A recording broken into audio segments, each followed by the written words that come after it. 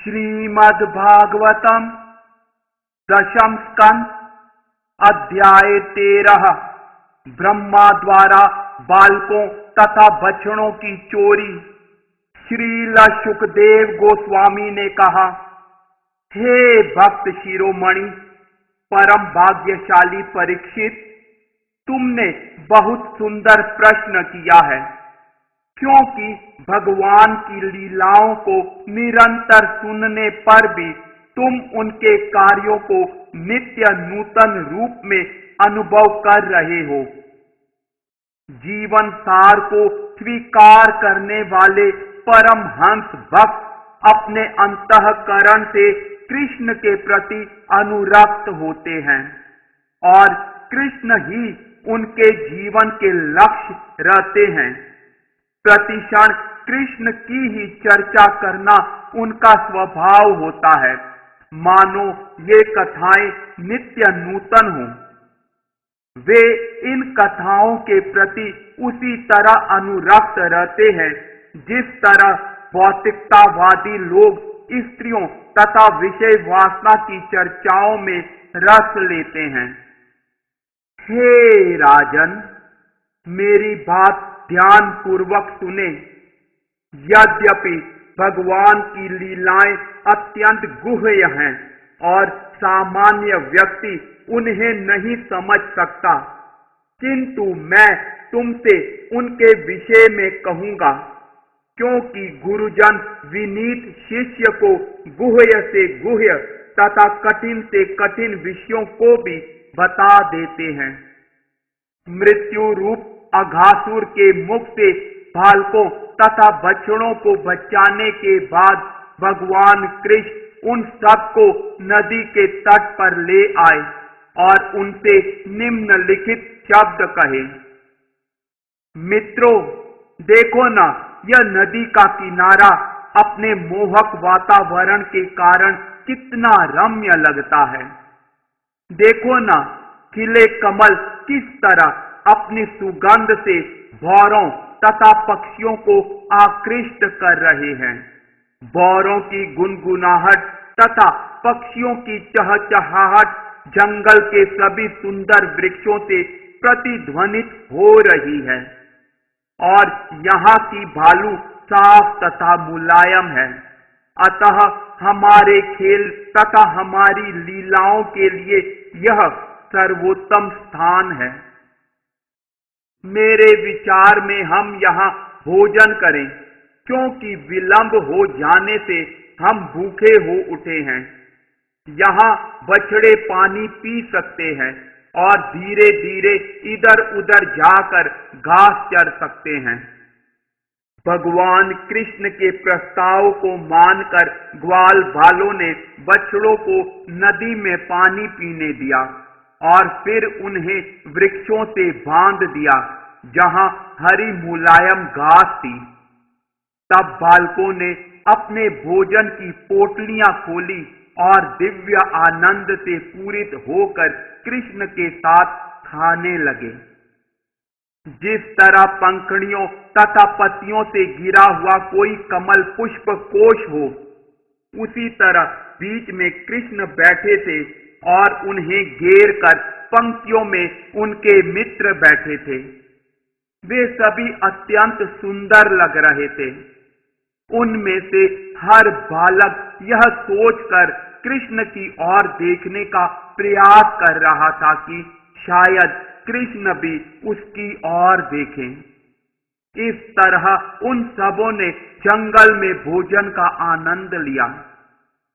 ग्वाल बालों में से किसी ने अपना भोजन फूलों पर, किसी ने पत्तियों, फलों या पत्तों के गुच्छों पर, किसी ने वास्तव में ही अपनी डलिया में, तो किसी ने पेड़ की खाल पर तथा किसी ने चट्टानों पर रख लिया। बालकों ने खाते समय इन्हें ही अपनी प्लेटें थालियां मान लिया। अपने अपने घर से लाए गए भोजन की किस्मों के भिन्न भिन्न स्वादों को एक दूसरे को बतलाते हुए सारे ग्वालों ने कृष्ण के साथ भोजन का आनंद लिया। वे एक दूसरे का भोजन चख चख कर हंसने तथा हंसाने लगे। कृष्ण यज्ञ भुक हैं, अर्थात वे केवल यज्ञ की आहुतियां ही खाते हैं, किंतु अपनी बाल लीलाएं प्रदर्शित करने के लिए वे अपनी वंशी को अपनी कमर तथा दाहिनी ओर कसे वस्त्र के बीच तथा सींग के बिगुल और गाय चराने की लाठी को बाईं ओर खौंस कर बैठ गए। वे अपने हाथ में दही तथा चावल का बना सुंदर व्यंजन लेकर और अपनी अंगुलियों के बीच में उपयुक्त फलों के टुकड़े पकड़कर इस तरह बैठे थे जैसे कमल का कोश हो। वे आगे की ओर अपने सभी मित्रों को देख रहे थे और खाते खाते उनसे उपहास करते जाते थे, जिससे सभी ठहाका लगा रहे थे। उस समय स्वर्ग के निवासी देख रहे थे और आश्चर्यचकित थे कि किस तरह यज्ञ भुक भगवान अब अपने मित्रों के साथ जंगल में बैठकर खाना खा रहे हैं।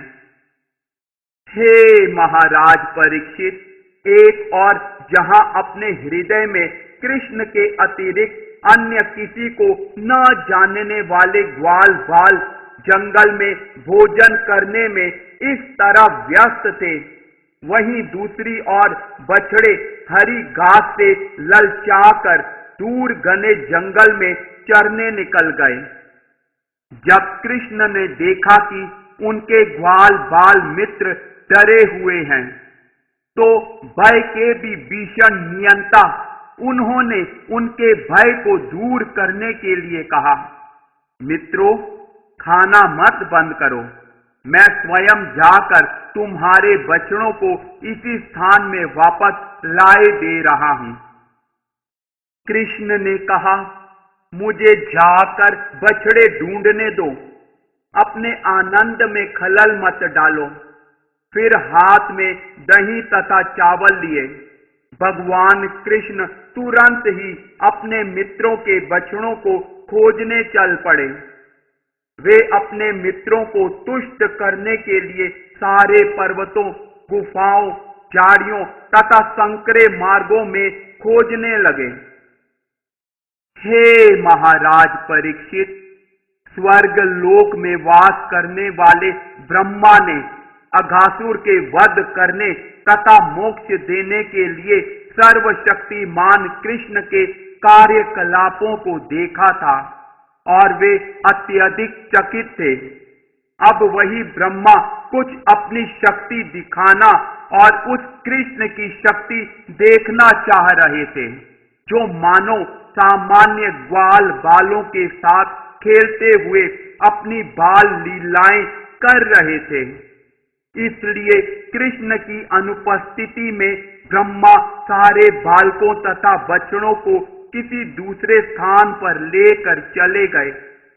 इस तरह वे फंस गए, क्योंकि निकट भविष्य में वे देखेंगे कि कृष्ण कितने शक्तिशाली हैं। तत्पश्चात जब कृष्ण बछड़ों को खोज न पाए तो वे यमुना के तट पर लौट आए, किंतु वहां भी उन्होंने ग्वाल बालों को नहीं देखा।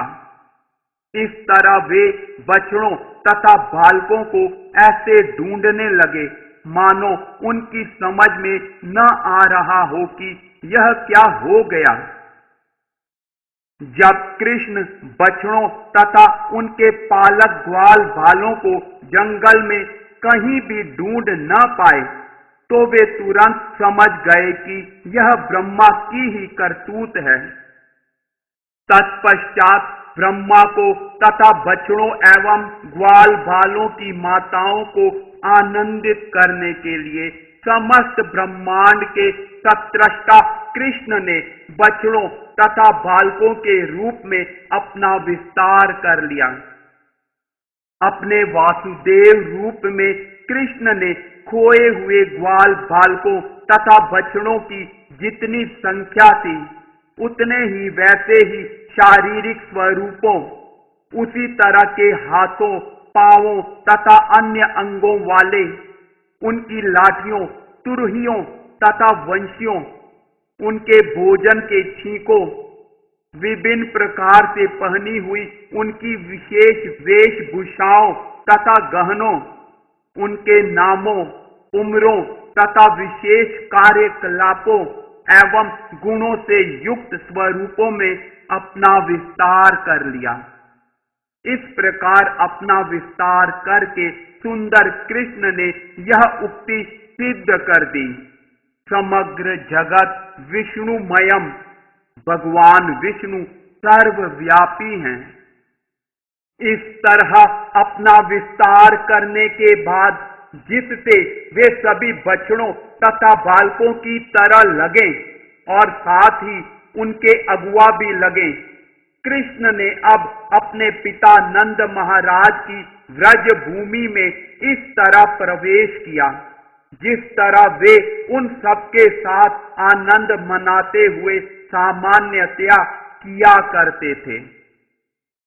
हे महाराज परीक्षित, जिन कृष्ण ने अपने को विभिन्न बछड़ों तथा भिन्न भिन्न ग्वाल बालों में विभक्त कर लिया था, वे अब बछड़ों के रूप में विभिन्न गौशालाओं में और फिर विभिन्न बालकों के रूपों में विभिन्न घरों में घुसे। बालकों की माताओं ने अपने अपने पुत्रों की वंशियों तथा बिगुलों की ध्वनि सुनकर अपना अपना गृह कार्य छोड़कर उन्हें गोदों में उठा लिया, दोनों बाहों में भरकर उनका आलिंगन किया और प्रगाढ़ प्रेम के कारण, विशेष रूप से कृष्ण के प्रति प्रेम के कारण स्तनों से बह रहा दूध वे उन्हें पिलाने लगी। वस्तुतः कृष्ण सर्वस्व हैं, लेकिन उस समय अत्यधिक स्नेह व्यक्त करती हुई वे पर ब्रह्म कृष्ण को दूध पिलाने में विशेष आनंद का अनुभव करने लगी और कृष्ण ने उन माताओं का क्रमशः दूध पिया मानो वह अमृतमय पेय हो। तत्पश्चात हे महाराज परीक्षित, अपनी लीलाओं के कार्यक्रमानुसार कृष्ण शाम को लौटते, हर ग्वाल बाल के घर घुसते और असली बच्चों की तरह कार्य करते, जिससे उनकी माताओं को दिव्य आनंद प्राप्त होता। माताएं अपने बालकों की देखभाल करती, उन्हें तेल लगाती, उन्हें नहलाती, चंदन का लेप लगाती, गहनों से सजाती, रक्षा मंत्र पढ़ती, उनके शरीर पर तिलक लगाती और उन्हें भोजन कराती। इस तरह माताएं अपने हाथों से कृष्ण की सेवा करती। तत्पश्चात सारी गोवें अपने अपने गोष्ठों में घुसती और अपने अपने बछड़ों को बुलाने के लिए जोर से रंभाने लगती। जब बछड़े आ जाते तो माताएं उनके शरीरों को बारंबार चाटती और उन्हें अपने थनों से बह रहा प्रचुर दूध पिलाती। प्रारंभ से ही गोपियों का कृष्ण के प्रति मातृवत स्नेह था। कृष्ण के प्रति उनका यह स्नेह अपने पुत्रों के प्रति स्नेह से भी अधिक था। इस तरह अपने स्नेह प्रदर्शन में वे कृष्ण तथा अपने पुत्रों में भेद बरतती थी, किंतु अब वह भेद दूर हो चुका था।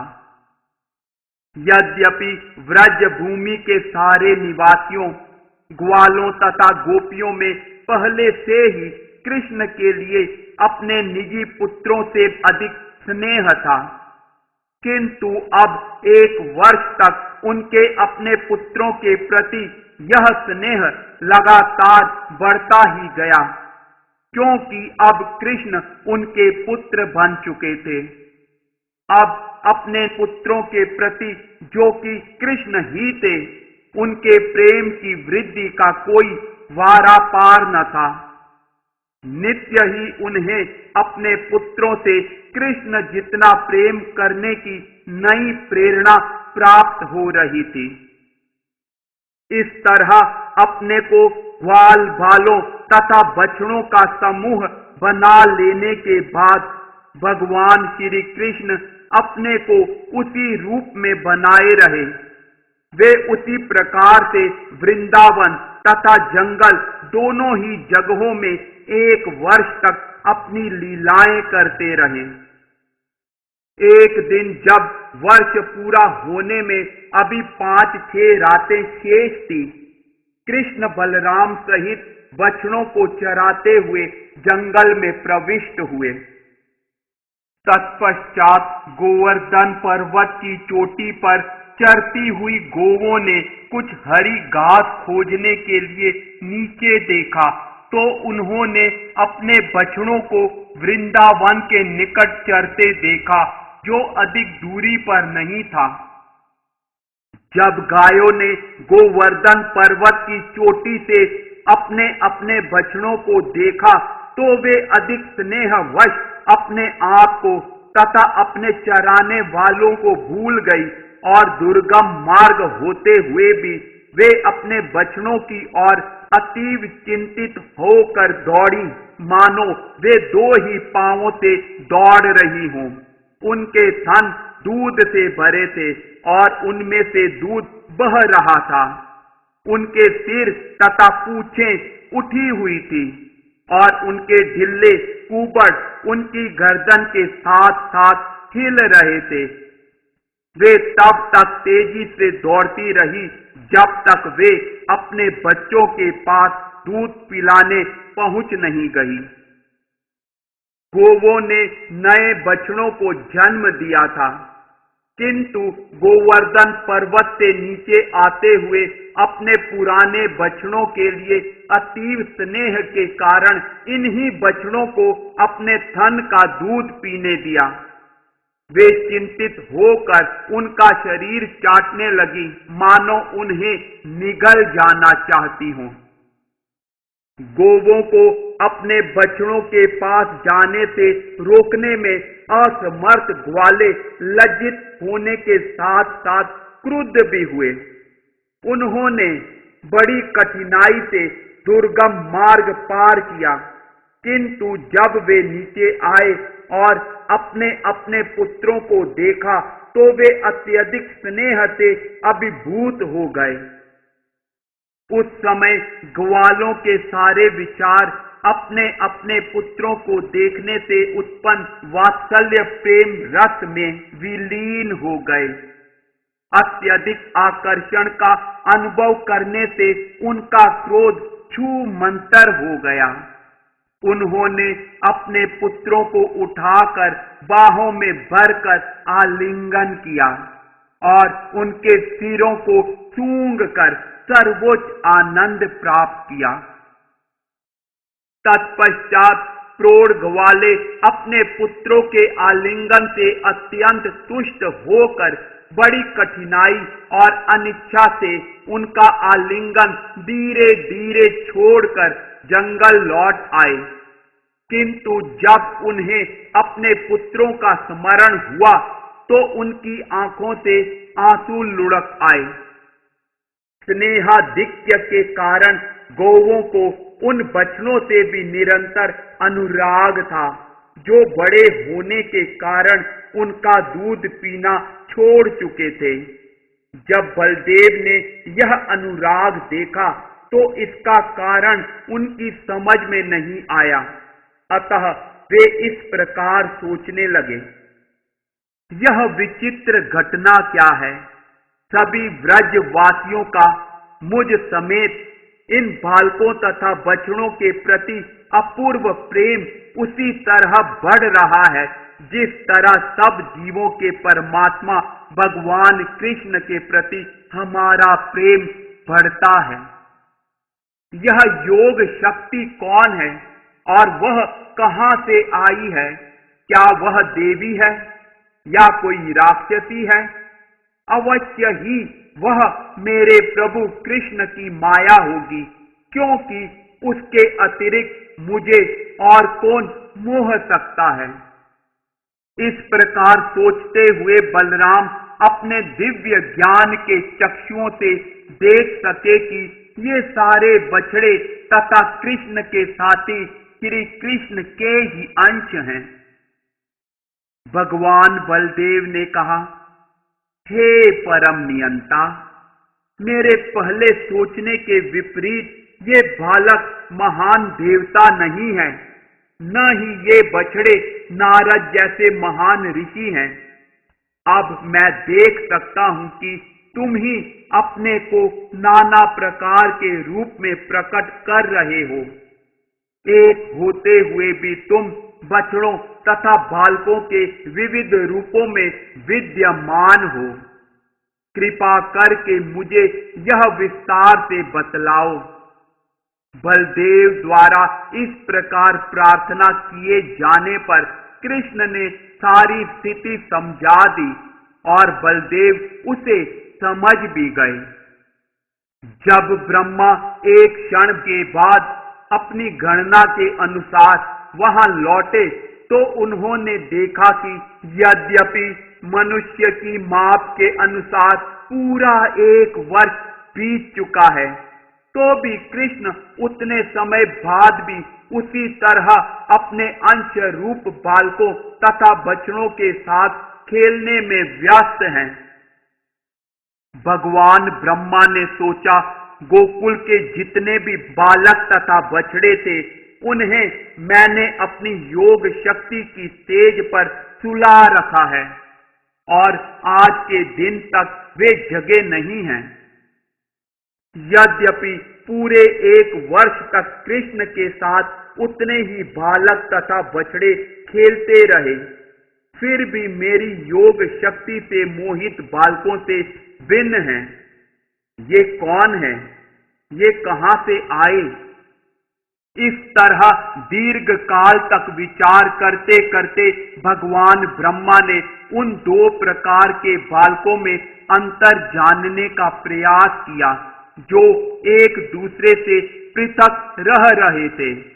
वे यह जानने का प्रयास करते रहे कि कौन असली है और कौन नकली है, किंतु वे कुछ भी नहीं समझ पाए।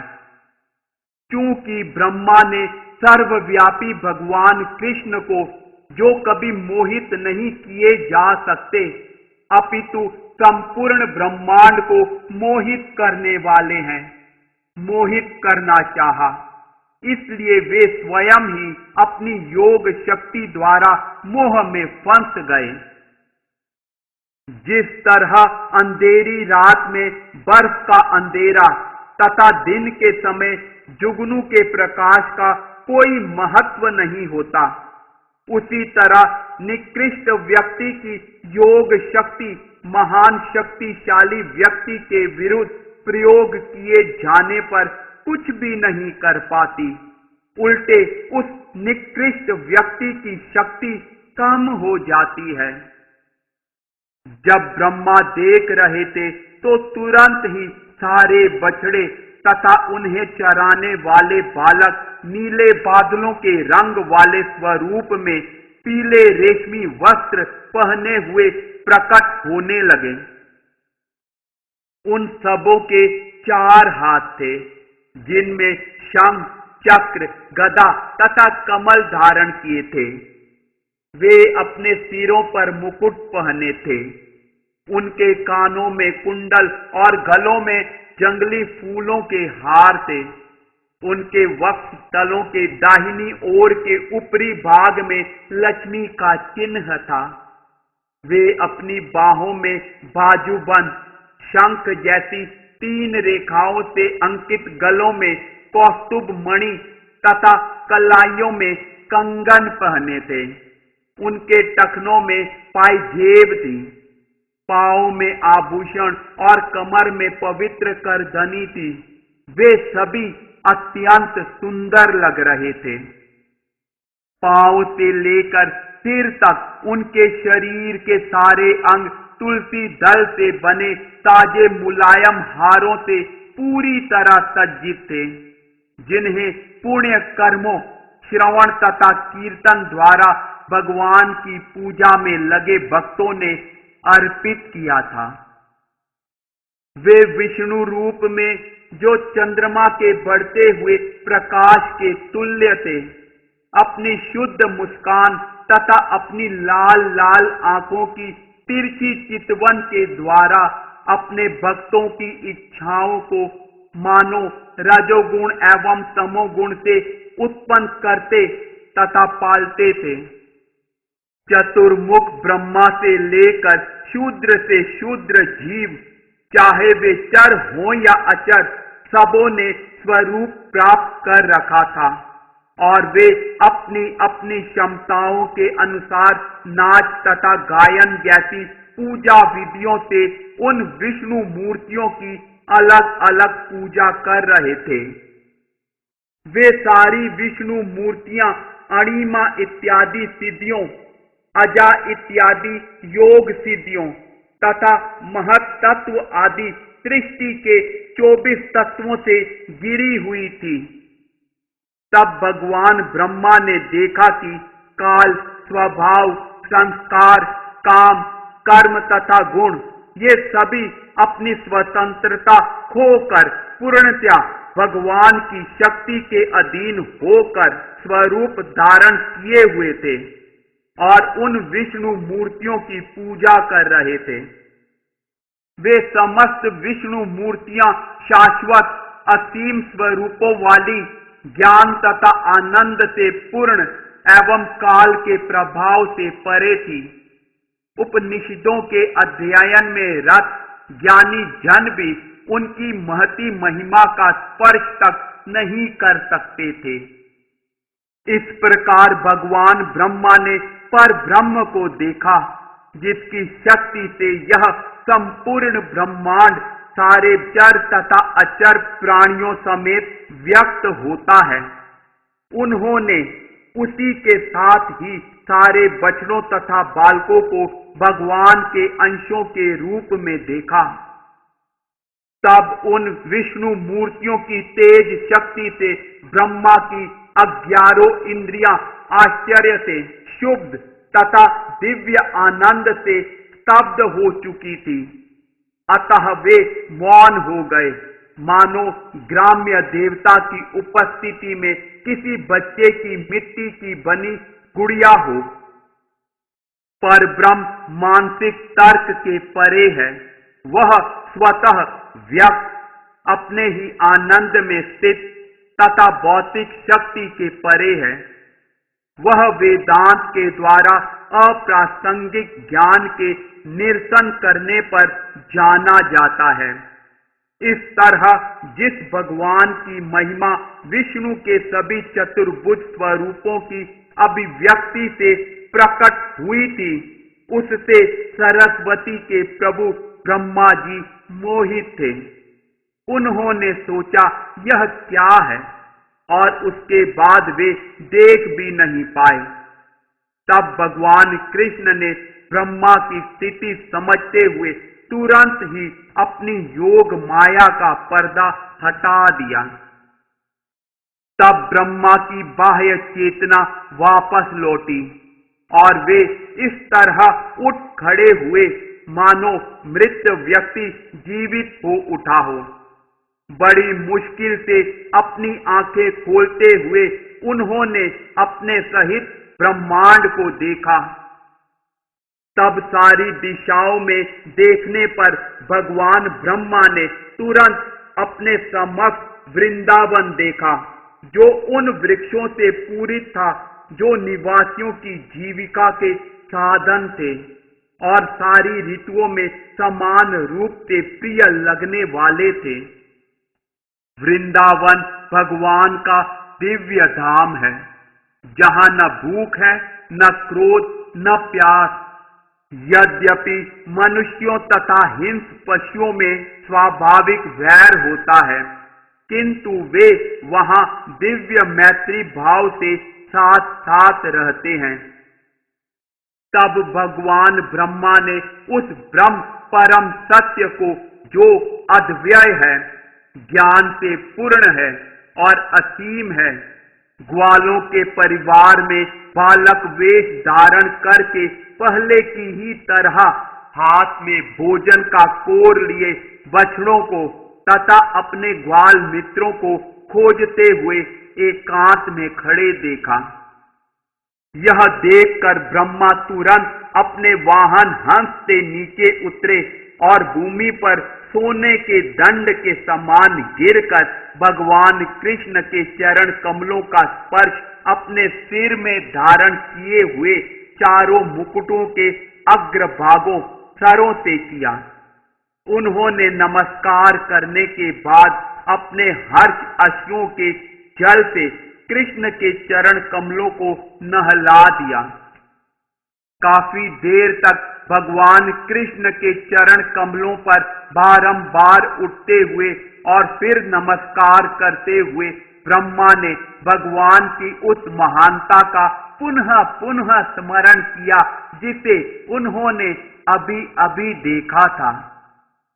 तब धीरे धीरे उठते हुए और अपनी दोनों आंखें पोंछते हुए ब्रह्मा ने मुकुंद की ओर देखा, फिर अपना सिर नीचे झुकाए मन को एकाग्र किए तथा कंपित शरीर से वे लड़खड़ाती वाणी से विनय पूर्वक भगवान कृष्ण की प्रशंसा करने लगे। इस प्रकार श्रीमद् भागवत के दशम स्कंद के अंतर्गत ब्रह्मा द्वारा बालकों तथा बछड़ों की चोरी नामक 13वें अध्याय के भक्ति वेदांत तात्पर्य पूर्ण हुए।